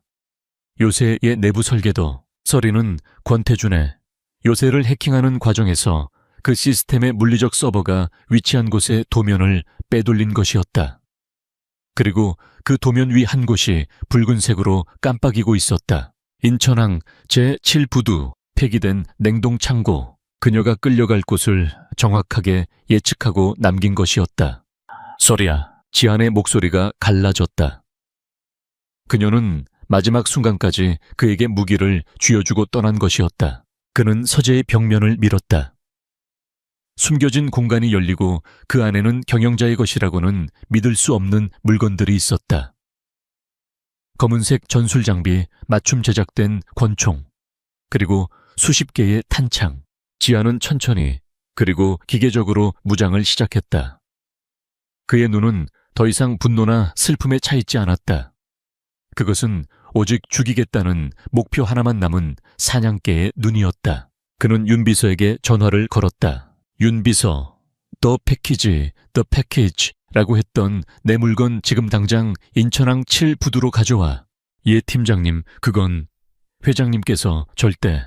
아버지가 아니라 내가 명령한다. 그리고 청소부들 전부 집결시켜. 오늘은 파티다. 인천항 제7부두. 낡은 냉동 창고. 한서리는 차가운 강철 의자에 묶여 있었다. 팔의 상처에서는 다시 피가 배어 나왔다. 그녀의 앞에 권태준이 와인을 흔들며 서 있었다. 내가 널 하데스라고 불렀다지. 그가 비웃었다. 지하의 신이라. 하지만 어쩌나 넌 그냥 내 조카의 애완동물에 불과했어. 쥐새끼처럼 숨어서 내 금고를 갉아먹던. 애짓거려. 어차피 내 놈의 마지막 말이 될 테니까. 서리가 젖은 머리카락을 뱉어내며 쏘아붙였다. 하, 용감하군. 좋아. 마지막으로 선물을 주지. 권태준은 창고 벽에 설치된 폭탄 타이머를 가리켰다. 지한이는 널 구하러 올 거야. 내가 클루를 흘렸거든. 네가 끌려간 펜트하우스의 CCTV 영상을 실수로 유출시켰지. 멍청한 내 조카는 영웅처럼 널 구하러 이 지옥으로 뛰어들 거다. 그리고 너희 둘은 여기서 아주 뜨겁게 재회하게 될 거야. 영원히. 권태준은 만족스러운 미소를 지으며 창고를 나갔다. 문이 닫히고 밖에는 알파와 그의 용병팀이 도열했다. 이곳은 완벽한 함정이었다. 서리는 이를 악물었다. 오지마, 오지마 권지한. 하지만 그녀는 알고 있었다. 그가 올 것이라는 것을. 그때 창고의 거대한 환풍구 쪽에서 아주 미세한 금속성 마찰음이 들렸다. 창고 밖 쏟아지는 빛 속에서 지안은 전술 고글을 내렸다. 그의 팀 4명이 각자의 위치에 섰다. 서리가 남긴 도면은 완벽했다. 폭탄의 위치 용병들의 예상 배치도까지. 세어리 씨, 지안이 낮은 목소리로 통신기에 말했다. 나왔어, 당신 구하러. 그는 창고 지붕에서 뛰어내렸다. 작전 개시. 지옥의 문이 열렸다. 알파와 용병들은 예상치 못한 방향에서의 기습에 당황했다. 지안의 팀은 단순한 경호팀이 아니었다. 권 회장이 수십 년간 길러온 그룹을 지키는 그림자들이었다. 창고 안은 순식간에 총성과 비명으로 가득 찼다. 지안은 그 혼란을 틈타 서리가 표시해둔 하수관을 통해 창고 내부로 잠입했다. 그의 목표는 오직 하나, 한설이었다. 알파! 권태준의 고함 소리가 통신을 찢었다. 놈이 안에 들어왔다. 당장 막아. 알파는 지안의 팀을 상대하다 말고 창고 안으로 뛰어들었다. 그리고 그는 의자에 묶인 서리를 향해 총을 겨누고 있는 지안을 발견했다. 움직이지 마, CEO. 알파가 비웃으며 지안에게 총을 겨눴다. 내 여자친구 머리에 바람구멍 나기 싫으면. 지안은 천천히 손을 들었다. 하지만 그의 다른 쪽 손은 등 뒤로 향해 있었다. 내 숙부가 너더러 뇌를 잃었다고 하더군. 지안이 말했다. 내 뇌는. 지안이 서리를 바라보았다. 잠시 외출 중이었을 뿐이야. 그 순간 지안이 등 뒤에 숨겼던 섬광탄을 터뜨렸다. 유유악. 알파가 눈을 가린 틈지 않은 몸을 날렸다. 이것은 총격전이 아니었다. 근접전 나이프 파이팅이었다. 지아는 알파의 총을 든 팔을 꺾으며 그의 복부를 노렸다. 하지만 알파 역시 만만치 않았다. 그는 지안의 공격을 피하며 자신의 군용 단검을 뽑아 지안의 옆구리를 깊게 찔렀다. 지안의 몸이 잠시 경직되었다. 지한씨, 서리의 비명이 울렸다. 이걸로 끝이다. 알파가 지안의 심장을 향해 칼을 다시 치켜들었다. 하지만 지안은 웃고 있었다. 그래, 끝이지. 지안은 자신의 옆구리에 박힌 칼을 손으로 움켜잡았다. 그리고는 고통을 무시한 채 알파를 자신의 몸 쪽으로 더 세게 끌어당겼다. 알파가 당황하는 순간 지안은 품속에 권총을 뽑아 알파의 복부에 대고 그대로 격발했다. 초근접 사격이었다. 당당당. 알파는 눈을 부릅뜬 채 쓰러졌다. 지안은 피를 쏟아내며 비틀거렸다. 그는 쓰러지기 직전 의자를 지탱하며 서리의 밧줄을 칼로 끊어냈다. 지한씨, 정신 차려. 피가. 서리가 풀려나자마자 지안을 부축했다. 그의 옆구리에서는 피가 분수처럼 뿜어져 나오고 있었다. 폭탄 하재. 내가 할게요. 서리가 타이머로 달려갔다. 젠장 복합식이야. 시간이 없어. 세월이야. 지안이 피를 토하며 소리쳤다. 도면에 있던 냉각수 파이프 저거야. 서리는 지안의 말을 듣고 천장에 거대한 산업용 파이프를 보았다. 방법이 없어. 아니 있어. 지안은 권총을 들어 파이프의 가장 약한 연결부를 조준했다. 믿어 서리씨. 당. 총알이 파이프를 관통했다. 처음에는 가는 물줄기였지만 이내 압력을 이기지 못한 파이프가 터져버렸다. 콱! 수천 톤의 냉각수가 폭탄과 창고 전체를 향해 쏟아져 내렸다. 폭탄의 타이머가 물에 잠겨 합선을 일으키며 꺼졌다. 지안은 그제야 의식을 잃고 서리의 품으로 쓰러졌다. 지한씨. 권지한 눈 떠. 서리는 쏟아지는 물줄기 속에서 피를 흘리며 쓰러진 남자를 끌어안고 절규했다. 그녀가 알던 냉철하고 오만하던 남자는 지금 그녀를 구하기 위해 기꺼이 자신의 목숨을 던진 채 차갑게 식어가고 있었다. 쏟아지는 냉각수 속에서 한서리의 절규는 메아리가 되지 못하고 차가운 물방울과 함께 흩어졌다. 그녀의 품에 안긴 권지안의 몸은 급격하게 식어가고 있었다. 옆구리에서 뿜어져 나오던 피는 이제 검붉은 액체가 되어 차가운 물에 씻겨 내려갔다. 안 돼. 정신 차려. 이 멍청가 권지안. 서리는 다친 팔의 고통도 잊은 채 의식을 잃은 남자의 뺨을 필사적으로 때렸다. 그때였다. 창고의 철문이 다시 한번 굉음과 함께 열렸다. 총성이 멎은 혼돈 속 어둠을 뚫고 들어온 것은 권태준의 용병이 아니었다.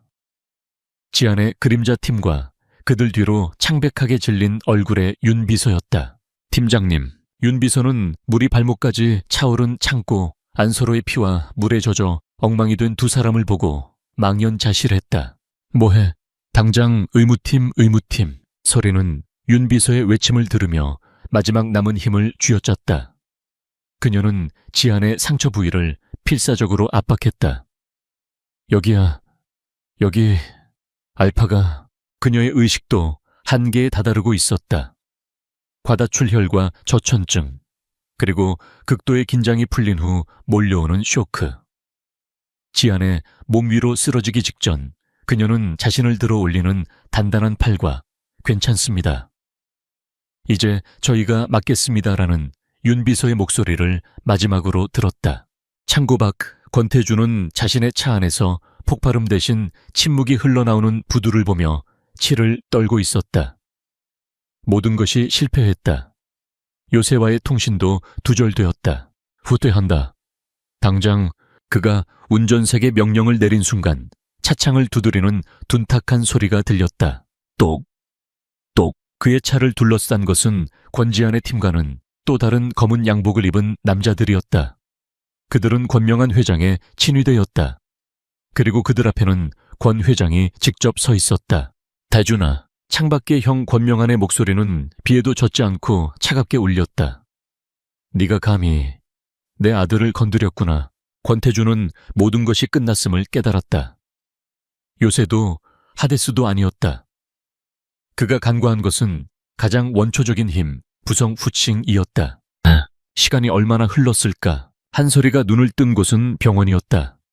지독한 소독약 냄새 대신 희미한 백합 향이 나는 VVIP 병실이었다. 팔에는 새로운 붕대가 깔끔하게 감겨 있었다. 일어났나? 낮고 위험 있는 목소리.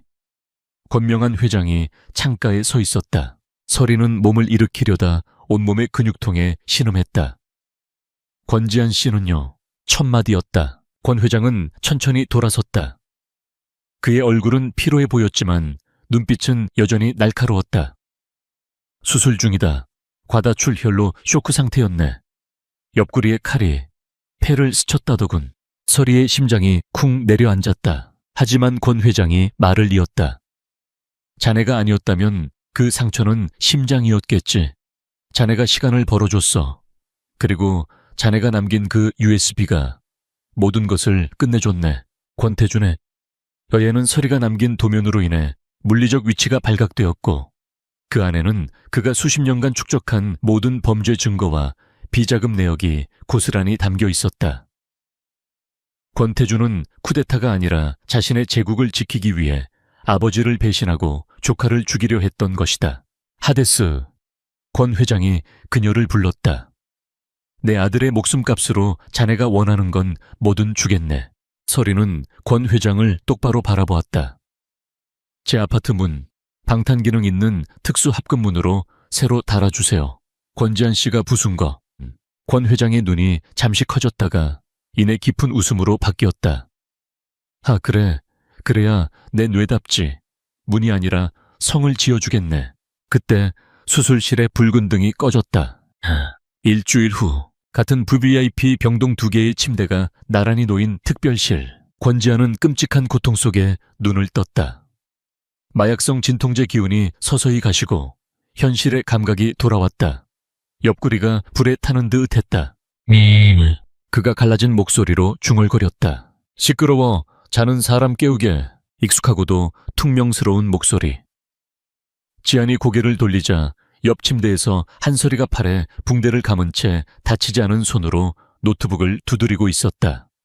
네요. 나 살아 있었네. 그럼 죽을 줄 알았나. 서리가 노트북에서 눈을 떼지 않고 말했다. 누구는 칼에 찔리고도 살아나는데 난 고작 팔 좀 꿰맨 거 가지고. 그거 아니야.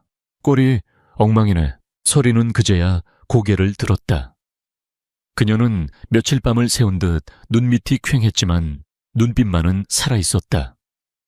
그녀는 물컵을 들어 지안의 입술에 빨대를 대주었다. 그 꼴은 그쪽이 더 엉망이거든요. 이 영웅 나으리. 지안은 물을 몇 모금 마시고 나서야 숨을 제대로 쉴 수 있었다. 왜 여기 있어? 왜 있긴. 환자니까 있지. 나도. 서리가 어깨를 으쓱했다. 그리고 당신 감시해야 하니까. 감시. 그래. 당신 아버지 권 회장님이 정식으로 의뢰하셨거든. 내 아들놈이 회복기에 또 무슨 짓을 할지 모르니 하데스가 24시간 밀착 감시해달라고. 보수는 당신이 부순 내 문짝 100배. 지아는 이 기가 막힌 상황에 웃음이 터져 나왔다. 하지만 웃는 순간 옆구리의 상처가 터질 듯 아파왔다. 웃지 마 덧나니까. 서리가 그에게 달려와 그의 가슴을 꾹 눌렀다. 너무 가까웠다. 샴푸 냄새가 났다. 지아는 고통 속에서도 그녀의 손을 잡았다. 세월이야. 왜요? 나 진통제 때문에 그런가? 당신 예뻐 보이네. 서리의 얼굴이 0.5초간 붉어졌다가 이내 획 굳어졌다. 죽을 뻔하더니 헛것이 보이나 보네. 그녀가 그의 손을 뿌리치려 했다. 하지만 지아는 놓지 않았다.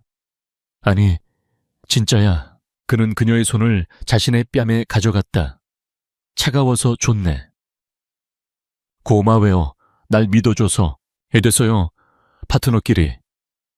서리가 퉁명스럽게 말했지만 시선을 피했다. 그리고 이건 알아야겠는데 그녀는 노트북을 돌려 화면을 보여주었다. 에이유레이 프로젝트 재계약 성공. 권 엔터프라이즈. 비사 파트너십 강화. 당신이 수술받는 동안 내가 비사 회장 개인 계좌를 좀 털었거든. 뭐? 걱정 마. 불법은 아니야. 그냥 그가 최근에 투자했다가 잃은 돈이 어디로 갔는지 그 흐름을 추적해서 돌려줬지. 권태준이 중간에서 가로챈 돈이었더군. 회장님이 아주 고마워하더라고. 에이유라 프로젝트 조건이 2배는 좋아졌어. 지아는 멍하니 그녀를 바라보았다. 한설이, 당신 정말 최고지. 설이가 윙크했다. 그러니까 빨리 낫기나 해요. 할 일 많으니까. 그때 윤 비서가 조심스럽게 문을 열고 들어왔다. 그는 두 사람의 묘한 기류에 잠시 멈칫했다. 저 팀장님, 식사, 아니 미음 가져왔습니다. 그리고 설이 씨 주문하신 특대형 족발. 조용히 해 윤 비서. 설이가 기겁하며 소리쳤다. 환자식은 거부하고 족발을 시켜 먹던 참이었다. 지안이 배신감에 찬 눈으로 그녀를 쏘아보았다. 네요, 너만 맛있는 거 먹기냐. 환자는 미음이나 드세요. 윤 비서, 나도 족발. 팀장님 안 됩니다. 김 원장님이. 저 여자 해고해. 내 노예가 나를 속였어. 병실은 순식간에 아수라장이 되었다. 윤 비서는 족발을 사수하려는 설이와 어떻게든 한 입 먹어보려는 지안 사이에서 울상이 되었다. 권명한 회장은 문 밖에서 이 소란을 들으며 수십 년 만에 처음으로 소리내어 웃었다. 석 달 후, 과지안의 펜트하우스. 모든 것이 바뀌어 있었다. 차갑고 미니멀했던 것일 한가운데 낡은 트럭에서나 볼 법한 푹신한 빈백 소파가 떡하니 자리 잡고 있었다.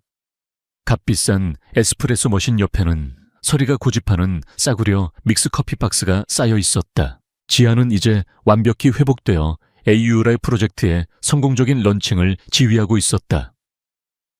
그는 월스크린을 통해 화상회의를 막 마친 참이었다. 그래서 다음 분기 목표는 잠깐.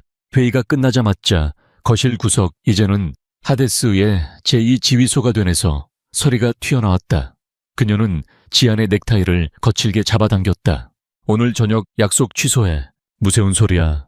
비사 회장이랑 만찬이야. 당신이 따낸 계약이라고. 그러니까 당신이 가면 안 돼. 설이가 지안의 셔츠 안으로 손을 쑥 집어넣었다. 야, 한설이. 뭐 하는. 지안의 얼굴이 붉어졌다. 설이는 그의 옆구리, 이제는 희미하게 흉터만 남은 곳을 손가락으로 간지럽혔다. 여기 오늘 비 온다고 아침부터 쑤신다고 했지. 안 그랬어. 교진말. 당신 인상 쓸 때마다 미간에 주름 잡히는 거 나한텐 다 보여. 그녀는 그의 미간을 콕 찔렀다. 오늘 만찬은 윤 비서 보내. 당신은 나랑 특대형 족발 먹어야 해. 의사 선생님이 이제 먹어도 된댔어. 지아는 졌다. 그는 이 여자에게 단 한 번도 이겨본 적이 없었다. 그는 한숨을 내쉬는 척하며 그녀의 허리를 끌어안았다. 족발 때문에 약속 취소하는 CEO가 세상에 어딨냐. 여기 있지. 설이가 그의 입술에 짧게 키스했다. 그리고 이건 뇌의 명령이야. 몸은 뇌의 말을 들어야지 안 그래. 당신 정말. 지안이 다시 그녀를 끌어당겨 깊게 키스했다. 거대한 음모와 배신피로 얼룩졌던 폭풍우는 지나갔다. 치열한 전투 끝에 서로의 상처를 보듬어 안은 두 사람은 비로소 평화로운 일상을 맞이했다. 물론 그 일상이 가끔은 족발과 믹스커피 그리고 아찔한 해킹으로 시끄럽긴 했지만 권지안이라는 완벽한 몸은 한설이라는 통제불능의 뇌를 만났다. 그리고 그들은 비로소 완벽한 하나가 되었다. 이 숨막히지만 로맨틱한 모험에 저와 함께 해주셔서 감사합니다. 저는 극적인 액션 장면, 복잡한 음모, 그리고 무엇보다도 강인한 두 주인공 사이에 깨지지 않는 유대감을 엮어내기 위해 최선을 다했습니다. 이 완전한 결말이 여러분에게 만족감과 의미 있는 즐거움을 선사했기를 바랍니다. 당신의 신뢰에 감사드립니다.